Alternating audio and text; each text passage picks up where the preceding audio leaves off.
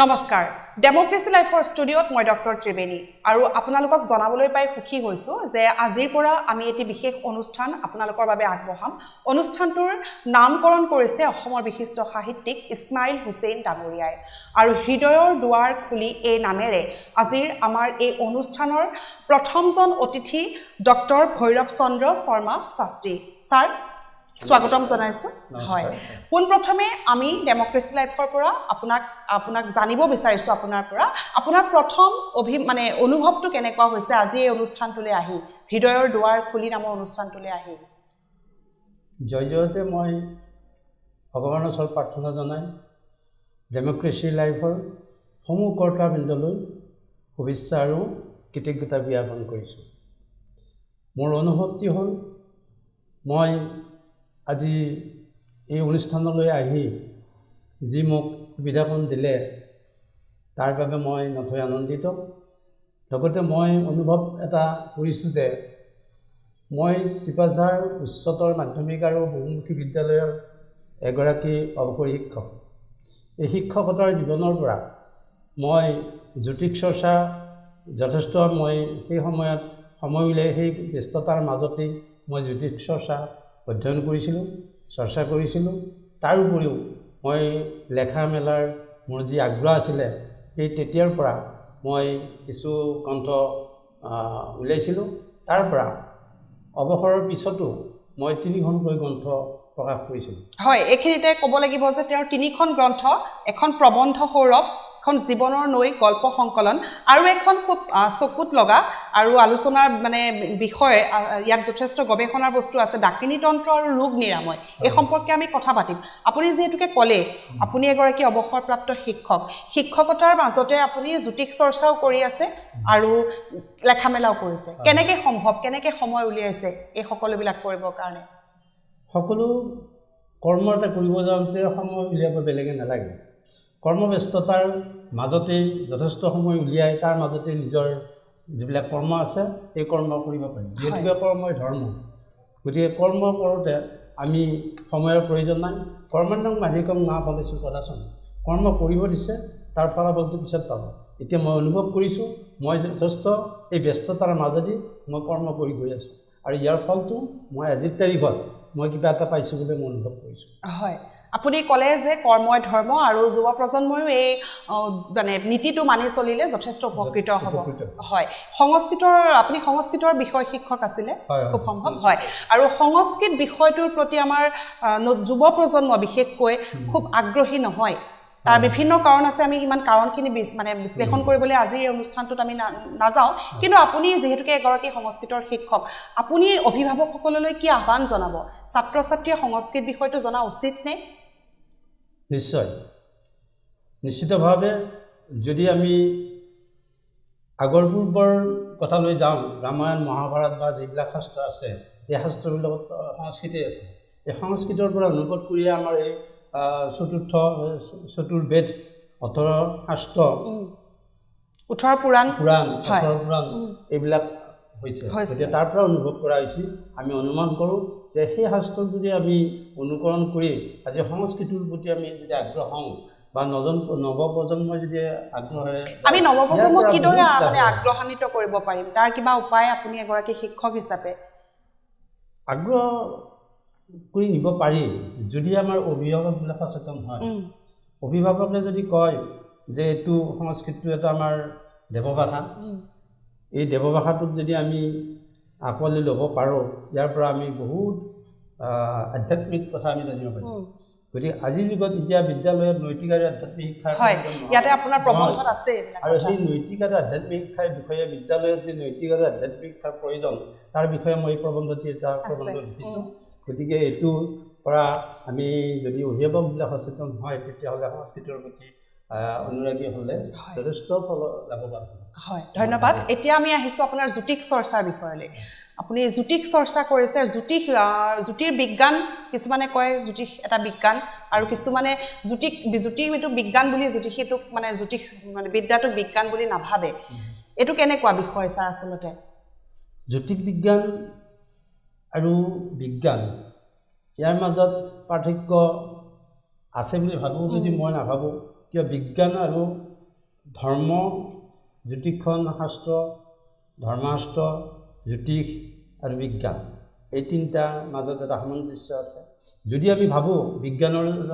ইয়াত সামঞ্জস্য নাই তেতিয়াহ'লে আমি জ্যোতিষখন কেনেকৈ কৰিম চন্দ্ৰ সূৰ্য গ্ৰহ নক্ষত্ৰৰ নিৰ্ণয় কৰি আজি জ্যোতিষখন আমি ভৱিষ্যতে কি হ'ব এবছৰ আগতে আমি পঞ্জিকা উলিয়াওঁ এবছৰ আগতে আমি পঞ্জিকাখন উলিয়াওঁ এনেধৰণৰ আজি কি তাৰিখ কি বাৰ কি তিথি কি নক্ষত্ৰ চন্দ্ৰ গ্ৰহণ কেতিয়া হ'ব সূৰ্য গ্ৰহণ কেতিয়া হ'ব এবছৰ আগতে আমাৰ পঞ্জিকা কৰা যায় কিন্তু কেনেকৈ কৰা হয় যদি বিজ্ঞানৰ এটা হেৰি আছে সামঞ্জস্য আছে গতিকে বিজ্ঞানৰ অবিহনে এইটো কৰিব নোৱাৰি এই কিতাপখন যে লিখিছে ডাকিনী তন্ত্ৰ আৰু ৰোগ নিৰাময়ৰ কথা ইয়াত নিশ্চয় আছে কেনেকুৱা ধৰণৰ মানে উপায় অৱলম্বন কৰি ৰোগ নিৰাময় কৰিব পাৰি ইয়াত যথেষ্ট ধৰণৰ বহুত কথাই আছে মন্ত্ৰ সাহিত্যৰ কথা আছে ৰাজমোহিনীৰ কথা আছে আমাৰ আজিৰ যুগত পতি পত্নী পাৰিবাৰিক দিশত বহুত অশান্তি হয় তাৰে কিছুমান স্বামী বশীকৰণ স্ত্ৰী বশীকৰণ এনেকুৱা ধৰণৰ বহুত আছে গতিকে এইবিলাক আমাৰ পাৰিবাৰিক দিশত কিছুমান এটা সুচিন্তাৰে পৰিৱেশ ভাল কৰিবৰ কাৰণে কিছুমান এই তান্ত্ৰিক পদ্ধতি আগবঢ়ায় আপোনাৰ কিবা বিশেষ ঠিকনা আছে নেকি মোৰ ঠিকনা আছে এতিয়া মোৰ এটা চেম্বাৰ আছে গুৱাহাটীত চেম্বাৰ আছে এইটো ইয়াতে মোৰ চেম্বাৰটো এড্ৰেছটো আপোনালোকক জনাইছোঁ জ্যোতিষ কেন্দ্ৰ RG complex ground floor MN road Panbazar Guwahati phone number হ'ল 9854225789 ইয়াতে যোগাযোগ কৰিব পাৰিব হয় কাৰণ মানুহৰ সমস্যাৰ অন্ত নাই আৰু জ্যোতিষীৰ ওচৰলৈ আমি গৈ থকা দেখা পাওঁ গতিকে আপুনি যিহেতুকে শিক্ষকতাৰ লগতে এনেইতো জ্যোতিষ চৰ্চা কৰা নাই বোলে পঢ়া শুনা নকৰিলোঁ কি হওঁ জ্যোতিষীকে হওঁ এনেকুৱা নহয় আপুনি যিহেতুকে এগৰাকী শিক্ষক আছিলে লেখা মেলাৰ লগতো জড়িত আপুনি যথেষ্ট অধ্যয়ন কৰিছে আৰু ডক্টৰেট ডিগ্ৰীও গ্ৰহণ কৰিছে জ্যোতিষ বিদ্যাৰ ওপৰতে আপুনি খুব সম্ভৱ হয় হয় গতিকে আপুনি জ্যোতিষৰ সেই জ্যোতিষটোক যে এটা মানে শিক্ষাৰ মানে জীৱিকা উপায় হিচাপে যুৱ প্ৰজন্মই বা কোনোবা যদি আগ্ৰহী ব্যক্তি আছে তেওঁলোককো আপুনি কেনেদৰে আগবঢ়াই লৈ যাব সেই সম্পৰ্কে আপোনাৰ লগত হয়তো যোগাযোগ কৰিলে তেওঁলোকে সুফল পাব আৰু আপোনাৰ যিটো এড্ৰেছ দিলে পাণবজাৰত আপুনি চেম্বাৰ আছে চিপাঝাৰ ষ্টেচনৰ ওচৰতো মোৰ চেম্বাৰ আছে তাতেও যোগাযোগ কৰিব পাৰে ফোন নম্বৰ দিয়া আছে হয় আমি স্ক্ৰীনত দি দিম আৰু আপোনালোক যদি কোনোবা আগ্ৰহী গতিকে তেওঁৰ লগত যোগাযোগ কৰিব পাৰে হয় আমি পুনৰ উভতি আহিছোঁ হৃদয়ৰ দুৱাৰখুলি অনুষ্ঠানলৈ আজি আপোনালোকৰ মাজত উপস্থিত আছে ডক্টৰ ভৈৰৱ চন্দ্ৰ শৰ্মা শাস্ত্ৰী তেখেত আমি আলোচনা কৰিয়ে আছিলোঁ তেখেত এগৰাকী শিক্ষক জ্যোতিষী আৰু লেখক সমাজৰ এগৰাকী গণ্যমান্য ব্যক্তি যথেষ্ট অৱদান আছে সমাজলৈ তেখেতৰ আমি জ্যোতিষীৰ কথা পাতিলোঁ জ্যোতিষ চৰ্চাৰ কথা পাতিলোঁ কোনোটো বস্তুৱে আচলতে ছাৰ নুই কৰিব নোৱাৰি যে এইটো বস্তু নাই বা এইটো বস্তু আছে আমি মাজতে আমি চলি গৈ থাকিব লাগিব এতিয়া আহিছোঁ শিক্ষকতাৰ কথালৈ যিহেতুকে মেট্ৰিক বা হায়াৰ ছেকেণ্ডেৰী পৰীক্ষা সমাগত আৰু 1-1.5 মাহৰ পিছত আহি আছে পৰীক্ষা গতিকে সেই ছাত্ৰ ছাত্ৰীসকলক আপুনি এগৰাকী শিক্ষক হিচাপে বা এগৰাকী অভিভাৱক হিচাপে কেনেকুৱা ধৰণৰ উপদেশ দিব তেওঁলোকে কেনেদৰে পঢ়া শুনা কৰিব লাগে বা অকল পঢ়া শুনা কৰিলেই নহয় স্বাস্থ্যৰ প্ৰতি যত্ন ল'ব লাগে বা অভিভাৱকসকলেও তেওঁলোকক কেনেধৰণৰ যত্ন ল'ব লাগে এটা কথা হ'ল শিক্ষাটো জ্ঞান আৰু শিক্ষা বেলেগ বেলেগ এই শিক্ষা লাভ কৰিব লাগিলে ছাত্ৰ ছাত্ৰী শিক্ষক অভিভাৱক এই তিনিওটা লগ হ'ব লাগিব তিনিওজনৰ ভিতৰত এটা আগবাঢ়িলে এতিয়া আজি এইটোকে আজি প্ৰতিযোগিতাৰ যুগ বিশেষকৈ অভিভাৱকবিলাক সচেতন হ'ব লাগিব আজিৰ যুগটো এনেকুৱা ধৰণৰ যুগ হৈছে যে মোবাইলে এটা মানুহক ভাল শিক্ষাও দিছে বেয়াও দিছে বেয়াটো বৰ্জন কৰি ভালটো লোৱা উচিত আৰু মোবাইলটো দিছে যদিও বেয়া যে হ'ব সেইটো নহয় তাৰ পৰা বহুত যথেষ্ট বেনিফিট আছে গতিকে সেইটো মই নি কৰিব নোৱাৰোঁ গতিকে কিছুমান ছাত্ৰ ছাত্ৰীয়ে ছাৰ মানে ভাল ৰিজাল্ট কৰিব নোৱাৰি বা অভিভাৱকৰ যিটো প্ৰেছাৰ ছাত্ৰ ছাত্ৰীৰ ওপৰত ভাল ৰিজাল্ট কৰিব লাগিব নোৱাৰি কিছুমানে নিজৰ জীৱন পৰ্যন্ত মানে মৃত্যু মুখলৈ ঠেলি দিয়ে তেওঁলোকক উদ্দেশ্যি যেহেতুকে জ্ঞান আৰু পৰীক্ষা নম্বৰ দুটা বেলেগ বস্তু আৰু সকলো যে পৰীক্ষাৰ নম্বৰ যে ভাল পালে যে এজন ছাত্ৰ বা ছাত্ৰী যে খুব ভাল হ'ব এনেকুৱাটো কোনো ধৰণৰ কথা নাই সেই তেনেকুৱা ধৰণৰ মানসিকতাৰ ছাত্ৰ ছাত্ৰীখিনিক আপুনি কি ক'ব মানসিকতাৰ কথা হ'ল কি ইয়াত দুটা কথা শ্ৰদ্ধা ভক্তি ধ্যান ধাৰণা এজন ছাত্ৰৰ এইটোৰ গোটেইকেইটা গুণ লাগিব শ্ৰদ্ধা লাগিব ভক্তি লাগিব ধ্যান লাগিব ধাৰণা লাগিব এইকেইটা হ'লেহে কিছুমান ক্ষেত্ৰত আগবাঢ়ি যাব লাগিব যদি শ্ৰদ্ধা ভক্তি নাথাকে তেতিয়াহ'লে তাত যিমান চেষ্টা কৰিলেও নোৱাৰে কৈছে শ্ৰদ্ধাৱান লভতে জ্ঞান শ্ৰদ্ধাৱান লভতে জ্ঞান যাৰ শ্ৰদ্ধা আছে ভক্তি আছে তেওঁ জ্ঞান লাভ কৰিব পাৰে গতিকে এটা ঔষধ যদি আমি বিশ্বাস কৰোঁ শ্ৰদ্ধাৰে আমি ঔষধ এটা যদি সেৱন কৰোঁ তেতিয়াহ'লে তাৰ পৰা সেই ঔষধটোৱে আমাক কাম দিব গতিকে তাৰ পৰা শ্ৰদ্ধাটো লাগিব তদ্ৰূপ এই আমাৰ শিক্ষাৰ প্ৰতিও আগ্ৰহ যিটো শ্ৰদ্ধা যিটো সেই ভক্তিটো লাগিব দ্বিতীয় কথা হৈছে পঢ়াই পঢ়ে ৰুৱে পাণ সেই তিনিয়ে নিশ্চিত গতিকে এই যিটো পঢ়াৰ প্ৰতি কিছুমানে আগ্ৰহটো কিছুমানৰ নাই টেবুলৰ ওচৰত বহিছে তেওঁলোকে মোবাইল টিপি আছে মাক দেউতাকে গম নাপায় পঢ়িছে নেকি বুলি ক'লে হঠাৎ মানে বন্ধ কৰি মই পঢ়িছোঁ মা এনেকুৱা ধৰণৰ কিছুমান দৃশ্য দেখা যায় গতিকে এনেকুৱা ক্ষেত্ৰত বিশেষকৈ প্ৰতিযোগিতাৰ যুগ মাক দেউতাক সচেতন হোৱাটো উচিত গতিকে মাক দেউতাক যদি সচেতন নহয় তেতিয়াহ'লে এই ল'ৰা ছোৱালী তেনেকৈ আগবাঢ়ি যাব নোৱাৰে আৰু চাওক আজিকালি একেবাৰে দুখীয়া ল'ৰা ছোৱালীৰ যথেষ্ট আগবাঢ়ি গৈছে ডক্টৰ ইঞ্জিনিয়াৰ হৈছে SCS পাইছে APS পাইছে গতিকে এনেকুৱা ধৰণৰ আগবাঢ়ি গৈছে কিন্তু এজন বিশিষ্ট ব্যক্তিৰ সম্ভ্ৰান্ত পৰিয়ালৰ ল'ৰাইও তেনেকুৱা ধৰণৰ আসন ল'ব পৰা নাই বা শিক্ষা ল'ব পৰা নাই ইয়াৰ কাৰণটো কি ইয়াৰ কাৰণটো হৈছে কি যে সেই ল'ৰাজন এনেকুৱা এটা আজিৰ যুগত মোবাইল গাড়ী মোক গাড়ী এখন লাগিব মোক মোবাইল এটা লাগিব মোক মাৰুতি বস্তুবাদী হৈ পৰিছে হোৱাৰ পিছত দেউতাকে দিব মানা কৰে কিন্তু মাকে কি কৰে মোৰ এটাই ল'ৰা মই ইয়াক দিব লাগিব ইয়াক যদি নিদিওঁ ই বা কি কৰে ওলাইহে যায় নে মৰে নে কি কৰে গতিকে মই দিম বুলি মাক দেউতাকৰ মাজত এটা বিশ্বাস হৈ যায় গতিকে তেনেকুৱা ক্ষেত্ৰত অন্তত দিবও লাগিব তাৰ মাজতে অকণমান শাসনৰো চকুৰে চাব লাগিব এই প্ৰশাসনটো যদি নাথাকে দুজনৰ এজনক যদি ভাল পায় এজনে যদি আগুৱাই দিয়ে এজনে যদি পিছুৱাই দিয়ে তেতিয়া কথাটো বেয়া হয় ছাৰ আপোনাৰ কৰ্মজীৱনত এনেকুৱা ছাত্ৰক বা ছাত্ৰী লগ পাইছিলে নেকি যি এনেকৈ বিপথে পৰিচালিত হৈছিলে বা আপোনাৰ কিবা দুখৰ বা সুখৰ এনেকুৱা কিবা মুহূৰ্ত আপুনি আমাৰ দৰ্শকসকলৰ আগত যদি ক'ব বিচাৰে মোৰ চাকৰি কালত তেনেকুৱা ধৰণৰ বিশেষ পোৱা নাই কিয়নো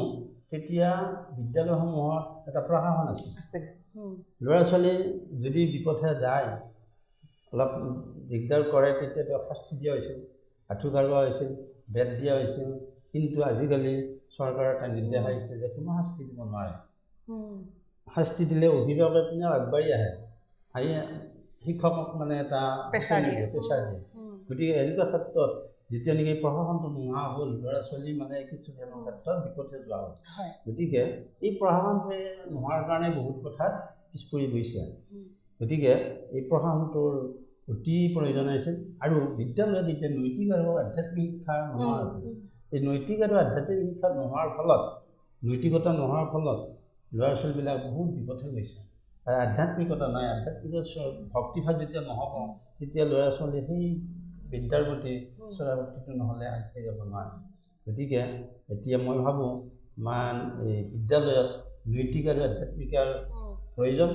দ্বিতীয় কথা অভিভাৱক সচেতন হোৱাৰ প্ৰয়োজন আৰু ল'ৰা ছোৱালীক অকণমান শাসন কৰোঁতেও গালি পেট মাৰা ধৰাৰ মাজেদি নহয় মৰমৰ চকুৰে চাইহে বুজাই দিয়ে ল'ৰাটো কোনটো কথা ভাল পাইছে সেই কথাত নি পেলাই এই যে আধ্যাত্মিক দৰ্শনৰ কথা ক'লে নৈতিকতাৰ কথা ক'লে সংস্কৃত ভাষাতে হয়তো নীতি শিক্ষামূলক বিভিন্ন ধৰণৰ শ্লোক আছে বা তেনেকুৱা কাহিনী আছে সেইবিলাকৰ পৰা উপকৃত হ'ব পাৰে গতিকে সংস্কৃত শিক্ষাটোক যদি বাধ্যতামূলক কৰে বা চৰ্চা কৰে নিশ্চয় ছাত্ৰ ছাত্ৰীসকল বা উঠি অহা প্ৰজন্মৰ বহুতখিনি লাভৱান হ'ব হয় আমি যথেষ্ট আপোনাৰ পৰা কথা জানিলোঁ বা দৰ্শকসকলে নিশ্চয় জানিলে খুবেই ভাল লাগিল ছাৰ এতিয়া আমি অনুষ্ঠান সামৰিব লাগিব শেষত আপুনি কি ক'ব শেষত মই হৃদয়ৰ দুৱাৰ খুলি অনুষ্ঠানটিত আমাক আমন্ত্ৰণ কৰাৰ কাৰণে মই ডেমক্ৰেচি লাইভৰ সমূহ কৰ্তাবৃন্দক মই ধন্যবাদ আৰু পুনৰবাৰ ধন্যবাদ আৰু কৃতজ্ঞতা জ্ঞাপন কৰিছোঁ লগতে মাননীয়া ডক্টৰ ত্ৰিবেণী বাইদেউকো মই শুভেচ্ছা আৰু ধন্যবাদ জ্ঞাপন কৰিছোঁ আজি অনুষ্ঠানলৈ আনি মোক যি মনৰ কথা ক'বৰ কাৰণে মোক মাতিলে আৰু ইয়াত মোৰ কিবা ভুলভ্ৰান্তি হ'ব পাৰে তাৰ কাৰণে মই ক্ষমা বিচাৰিছোঁ পদক্ষেপত আটাইলৈ মই ধন্যবাদ আৰু কৃতজ্ঞতা জ্ঞাপন কৰি মই ধন্যবাদ একো ভুলভ্ৰান্তি হোৱা নাই আমি যথেষ্ট কথা আপোনাৰ পৰা শিকিলোঁ আৰু দৰ্শকসকলে নিশ্চয় শিকিব আৰু এনেদৰে আমি কথোপকথন বা কমিউনিকেশ্যনৰ জৰিয়তে আমাৰ মনৰ ভাৱ ইজনে সিজনৰ মাজলৈ আমি নিয়াৰ প্ৰচেষ্টা কৰিছোঁ আৰু শেষত পুনৰবাৰ বিশিষ্ট সাহিত্যিক অসমৰ ইছমাইল হুছেইন ছাৰলৈ বা ডাঙৰীয়ালৈ আমি কৃতজ্ঞতা জ্ঞাপন কৰিছোঁ তেখেতে হৃদয়ৰ দুৱাৰ খুলি এই নামকৰণ কৰি আমাৰ এই অনুষ্ঠানটোৰ সাৰ্থকতা কৰি তুলিলে আৰু খুবেই আমি আজি ভাল লাগিল অনুষ্ঠানটো কৰি আজিলৈ আহিছোঁ পুনৰ এজন নতুন অতিথিৰ লগত আহি আছোঁ ধন্যবাদ